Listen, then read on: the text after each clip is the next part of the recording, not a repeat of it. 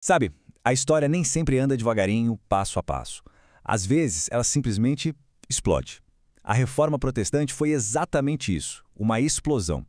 Um terremoto que abalou as estruturas do mundo e cujos tremores, olha, a gente sente até hoje. É nessa história que a gente vai mergulhar agora.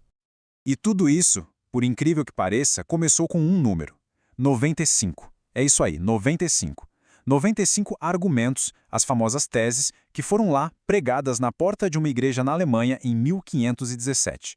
Um gesto que na hora podia parecer pequeno, né? Mas que na verdade foi a faísca que acendeu o estopim de um barril de pólvora que, bom, estava prontinho para explodir.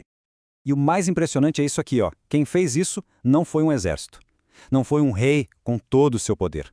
Foi um monge, um único monge, Martinho Lutero, que com a coisa mais simples do mundo, um martelo e um prego, peitou, desafiou de frente o poder gigantesco da Igreja Católica.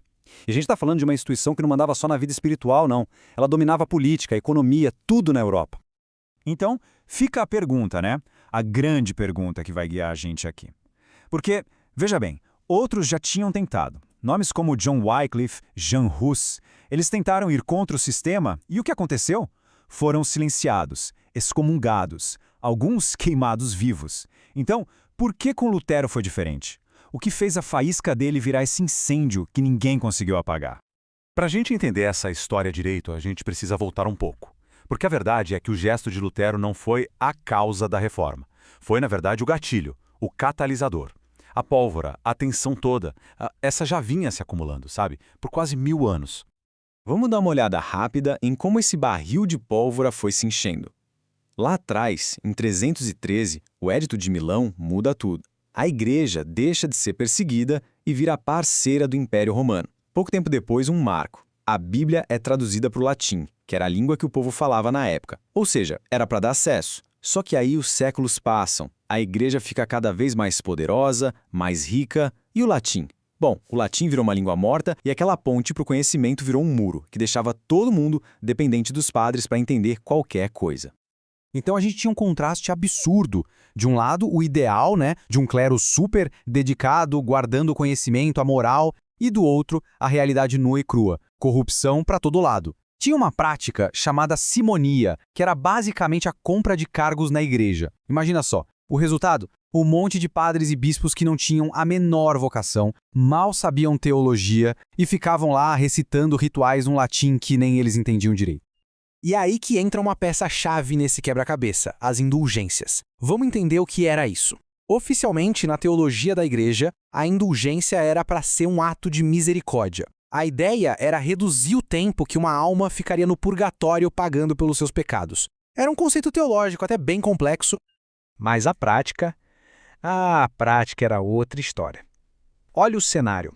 O Papa Leão X precisava de grana, muita grana, para construir a Basílica de São Pedro. Ao mesmo tempo, um nobre, Alberto de Brandemburgo, tinha se enfiado numa dívida gigantesca para comprar o cargo de arcebispo. E qual foi a solução genial? Uma venda em massa de indulgências. Metade do dinheiro ia para a obra do Papa e a outra metade ia direto para os banqueiros que o Alberto devia. Era, na real, um esquema financeiro com uma roupagem de religião.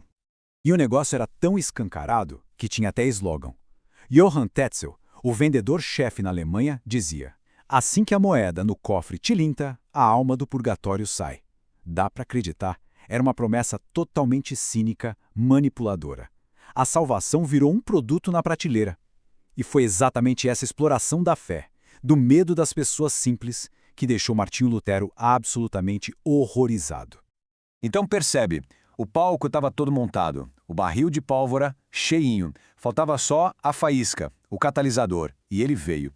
Veio numa combinação perfeita, quase que de cinema, de 3 coisas: o homem certo, no momento certo e com a máquina certa. O homem, claro, era Martinho Lutero. E é importante entender, ele não era um ativista político. Ele era um monge muito religioso que vivia atormentado com a ideia de um Deus bravo, um Deus juiz. Para ele, tudo isso não começou com um debate de faculdade. Era uma questão de sobrevivência espiritual, uma busca desesperada para encontrar paz. E ele encontrou essa paz lendo a Bíblia, quando uma ficha caiu. A justiça de Deus não era uma cobrança, era um presente que se recebia simplesmente pela fé. E aí entra a máquina que mudou as regras do jogo. a prensa de tipos móveis de Gutenberg. Pensa só, as 95 teses de Lutero foram traduzidas do latim para o alemão, que era a língua do povo, e foram impressas. Em questão de semanas, não meses, semanas, elas já estavam circulando por toda a Europa. Os caras que tentaram antes, eles não tinham isso. As ideias de Lutero se tornaram basicamente o primeiro post a viralizar na história. Bom, claro que a igreja reagiu, e a reação foi dura. Isso forçou Lutero a ir mais a fundo, a radicalizar o pensamento dele. O que tinha começado com um protesto contra um esquema de dinheiro virou uma revolução teológica completa. Uma revolução que pode ser resumida em 5 ideias-chave. São os famosos 5 solas. Sola é latim para somente, e cada um deles era uma resposta direta a uma doutrina da igreja da época. Vamos lá. Primeiro, sola scriptura, ou seja, somente a escritura. A Bíblia era a autoridade final. Segundo, sola fide, somente a fé. A salvação vem pela fé, não por fazer boas obras. Terceiro, sola gratia, somente a graça. A salvação é um presente de Deus, não algo que a gente merece. Quarto, solus Christus, somente Cristo. Ele é o único mediador. E por fim, soli Deo gloria. A glória é somente para Deus. Mas de todas essas ideias, talvez a mais explosiva, em termos sociais, foi a do sacerdócio universal de todos os crentes. O que isso quer dizer? Foi basicamente a democratização da fé. Essa doutrina, sozinha, derrubou um muro que existia há 1000 anos, aquele muro que separava o clero das pessoas comuns.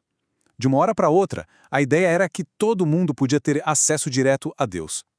E a consequência prática disso é fantástica. Olha só, o trabalho do dia a dia passou a ser visto como algo sagrado. A vocação de um sapateiro, o trabalho de uma mãe cuidando da família, tudo isso passou a ser tão espiritual, tão importante para Deus, quanto a vida de um monge rezando no mosteiro. O sagrado invadiu a vida comum.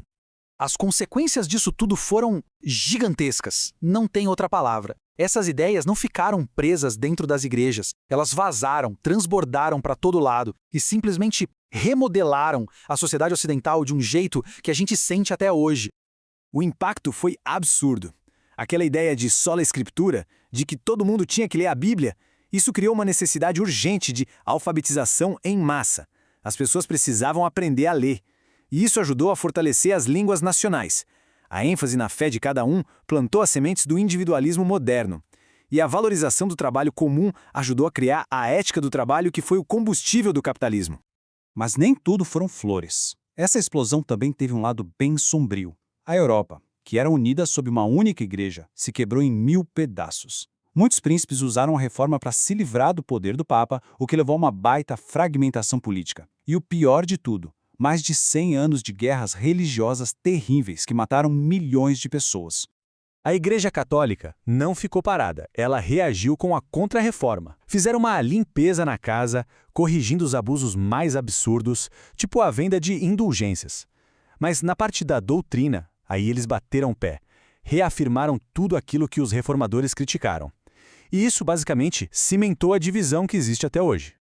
Resumindo a ópera, então, a reforma foi um movimento extremamente complexo. Foi uma tentativa radical de voltar às origens, à Bíblia. Mas ao fazer isso, acabou redefinindo tudo. Não só a religião, mas a política, a educação, a economia e até o jeito como cada pessoa se enxergava no mundo.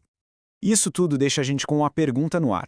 A reforma, com essa vontade toda de voltar à igreja dos primeiros cristãos, foi um movimento olhando para o passado, tentando restaurar algo?